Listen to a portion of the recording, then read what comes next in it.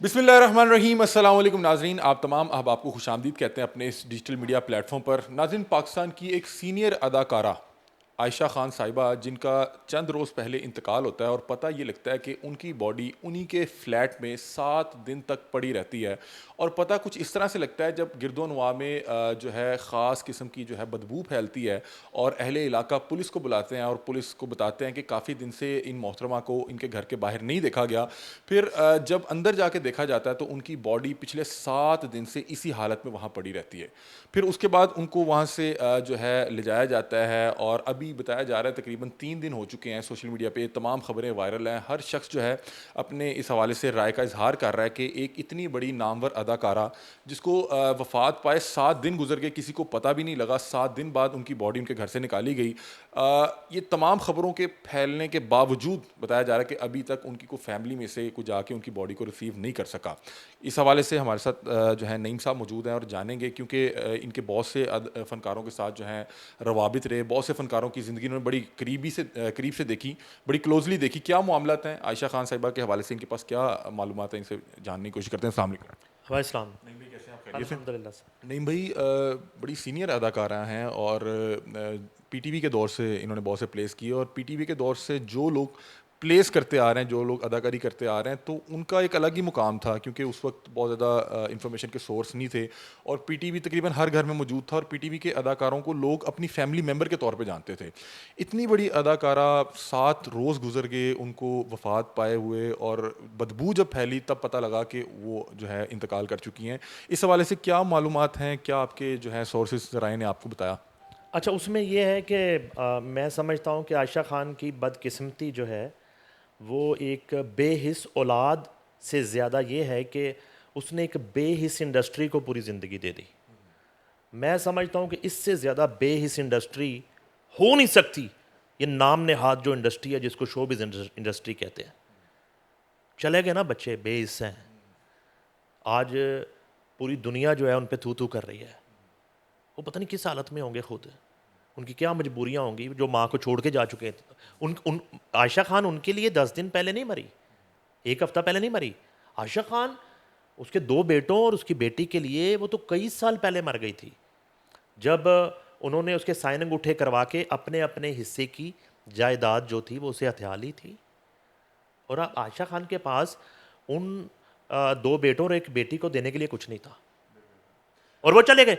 मैं मेरी अर्ज सुन ले, मैं जो बात करना चाह रहा हूँ, आपका शो चूँकि बहुत देखा जाता है, मैं थोड़ा सा ना अपने दिल की बात करना चाहता हूँ। ये बेहिसी उसकी औलाद से ज़्यादा इस इंडस्ट्री की है। आपने कहा पाकिस्तान टेलीविज़न के लिए बेशुमार प्लेस किए, दर्जनों नहीं सैकड़ों प्लेस किए, प्राइवेट सेक्टर के इतने प्लेस किए। किधर है पाकिस्तान टेलीविज़न किधर है? पाकिस्तान का वफाकी वज़ीर सकाफ़त कौन है इस वक्त? आपके पास कोई जवाब नहीं होगा। कलमदान किसके पास है? ये लावारस इंडस्ट्री है, ये इंडस्ट्री लावारस है। इसका कोई फनकार सड़क पे मर जाए, इसका कोई फनकार कैंसर से मर जाए, इसका कोई फनकार अपनी औलाद की बेहिसी से मर जाए, ये इंडस्ट्री लावारस है, यतीम इंडस्ट्री है, इसका कोई वारस ही नहीं है।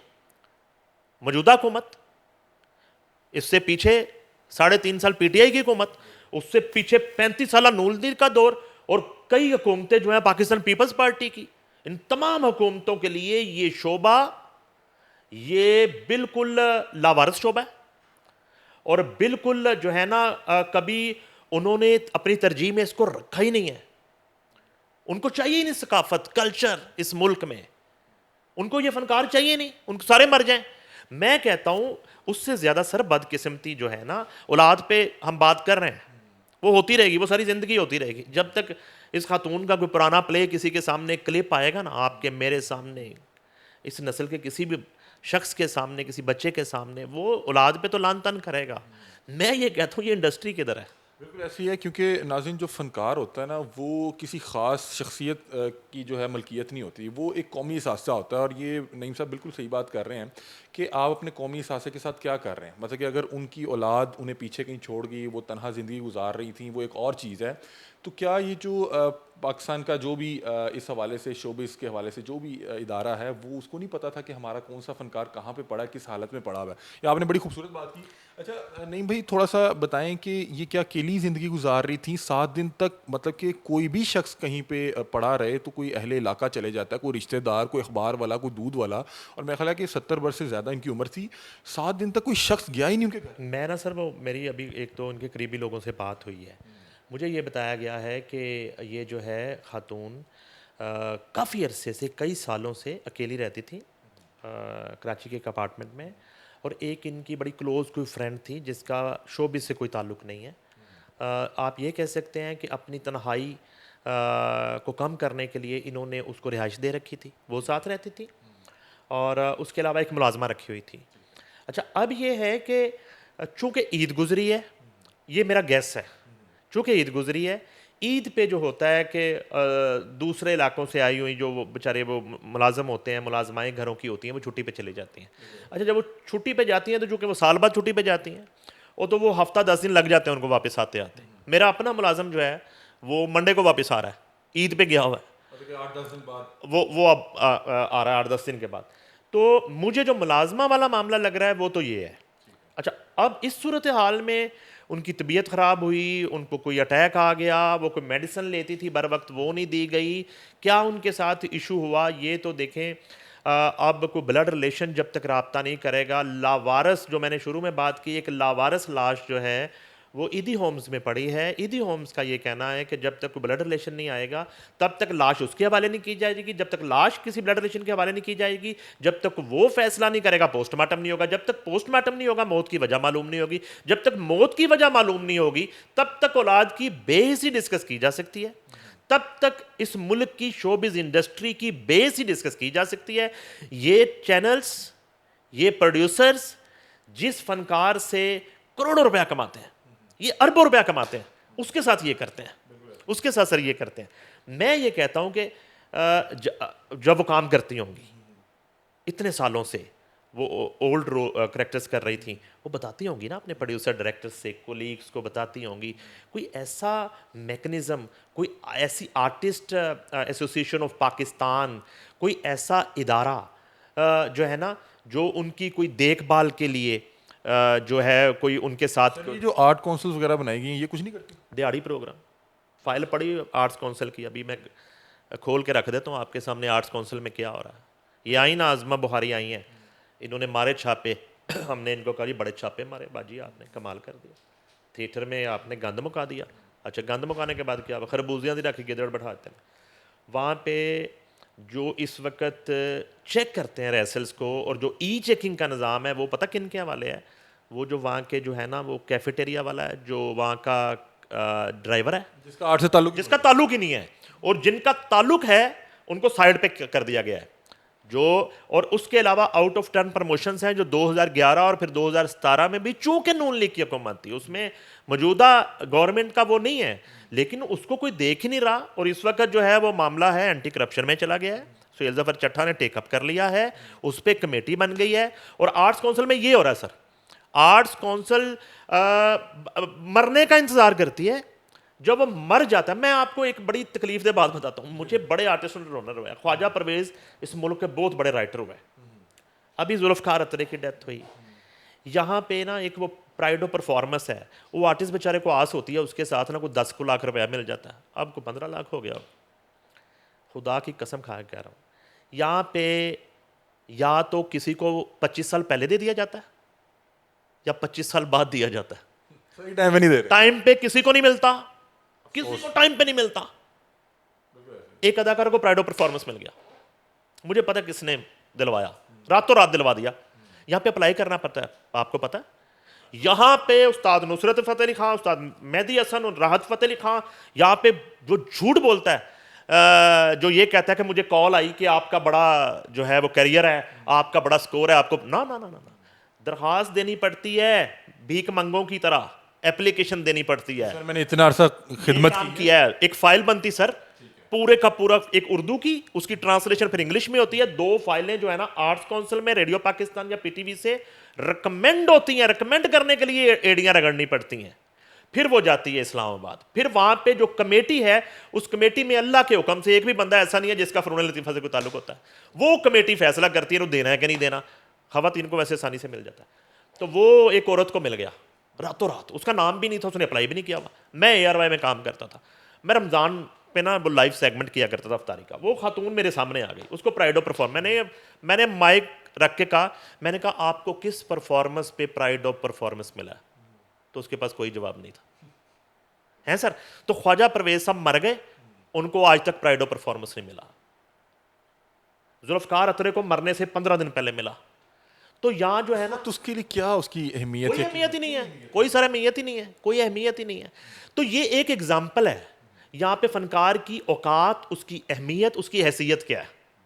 मैं वो तो तीन औलादें हम डिस्कस कर रहे हैं ना, तो ये सो कॉल्ड एक फैमिली है, ये इंडस्ट्री एक नाम नेहाद फैमिली है। हम एक मीडिया फैमिली है ना। मुझे सुई चुभ जाएगी, खुदा ना खास्ता आपको कोई इशू हो जाता है तो फौरी एक तौर दूसरे पे के लिए परेशान होते हम हैं, कोशिश परेशान होते हैं, एक दूसरे को फोन करते हैं, हम पहुंच जाते हैं। हमारी जो है वो यूनियंस हैं, हमारी प्रेस क्लब्स हैं, अरशद अंसारी की कॉल आ जाएगी 1 सेकंड के अंदर का, भाई कितना पंगा हो गया, की हो गया, लोग खड़े हो जाते हैं।